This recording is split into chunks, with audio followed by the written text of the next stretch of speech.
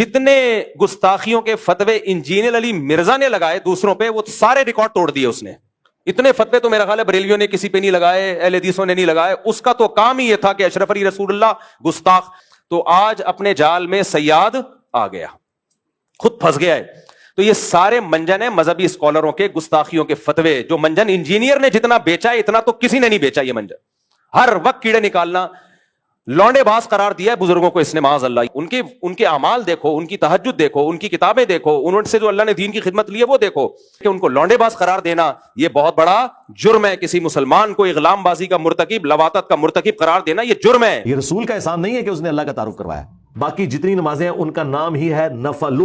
عربی میں نفل کہتے ہیں فالتو کو. جس کا نام ہی ہے فالتو, یہ وہ فالتو ہے جو حضور شوق سے کیا کرتے تھے. فالتو نبی علیہ السلام کے زمانے سے زیادہ سخت وقت ہے ہم پر. وہ کہتے تھے یہ کل کے چھوکرا آ کے ہمیں بتائے گا. یعنی نبی علیہ السلام تو ان کے بچوں کی مانے دی تھے نا, عمر کے اعتبار سے دیکھا. ایک میرا کلپ کاٹا جی چھوکرے کا لفظ استعمال کیا, یہ کوئی نیگیٹو ورڈ ہے؟ 6 ارب لوگ ان کو پیغمبر ہی نہیں مانتے. 2 ارب کرسچنز انہیں دجال کہتے ہیں نعوذ باللہ. کہ کوئی انسان اپنا پیشاب بھی نہیں روک سکتا, خواہ وہ پیغمبر ہو یا عام انسان ہو. دیکھیں دنیا میں صرف نبی علیہ السلام یا چند انبیاء ہیں جنہیں حکومتیں ملی ہیں. باقی تو سارے انبیاء جو ہیں وہ غلامی کی زندگی گزار کے گئے ہیں کافروں کے انڈر. بنی اسرائیل کے بھی کئی پیغمبر. انجینئر کے جو فینز ہیں نا ان سے تو ہمیں یہ شکایت ہے. اب آپ کہہ رہے ہو نا اس کا یہ مطلب نہیں تھا, اس کا یہ مطلب تھا, تو ہم بھی تو یہی کہتے تھے اشرف علی تھانوی کا یہ مطلب نہیں تھا, یہ مطلب تھا. لیکن آپ نے کہا نہیں مطلب کچھ نہیں ہے, مفتی طارق مسعود اپنے بابوں کا دفاع کر رہا ہے. تو آج آپ کا تو منہ ہی نہیں ہے اپنے بابے کا دفاع کرنے کا. آپ کا تو منہ سرے سے ہے ہی نہیں. کس قدر بد کلامی کی ہے صحابہ کے بارے میں, کس قدر بد زبانی کی ہے صحابہ کرام کے بارے میں. تو اس پہ آپ ایکشن لیں, اس پہ ہم بھی آپ کے ساتھ ہیں. تو انصاری چند جو لونڈے لپاڑے تھے, نوجوان لڑکے. لونڈے لپاڑے یہ عربی اردو ڈکشنری میں آپ دیکھیے گا, لونڈے لپاڑے وہ ہوتے ہیں جو کم عمر کے بچے جن کے ذہن ابھی اتنے پختہ نہیں ہوتے. پھر آپ نے ان کا یہ جو کیڑا تھا نا دماغ سے وہ نکالا. آپ ناسبیوں اور رافضیوں کا باپ ان کا ماموں ہے, یہ میری بات یاد رکھیے گا.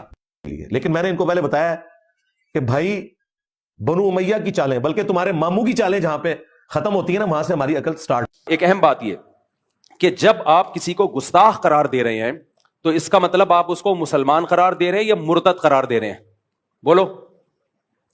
گستاخ رسول مومن ہو سکتا ہے, تو آپ اس کو کافر قرار دے رہے ہو کہ نہیں قرار دے رہے؟ انجینئر کے جو فینز ہیں نا, جو انجینئر کے اسٹوڈنٹ ہیں وہ نہیں دفاع کرتے, وہ کہتے ہیں بریلوی بھی گستاخ, دیوبندی بھی گستاخ, فلاں بھی گستاخ. تو آج تمہارے بابے پہ بھی کسی نے لگا دیا. صحیح ہے نا. حکومت کو چاہیے اس آدمی کو لگام دے. انجینئر علی مرزا نے جو ملک میں نفرت کا ماحول اور فرقواریت جتنی اس نے بڑھائی ہے, اس سے پہلے شاید ہی کائنات میں کسی نے بڑھائی ہو.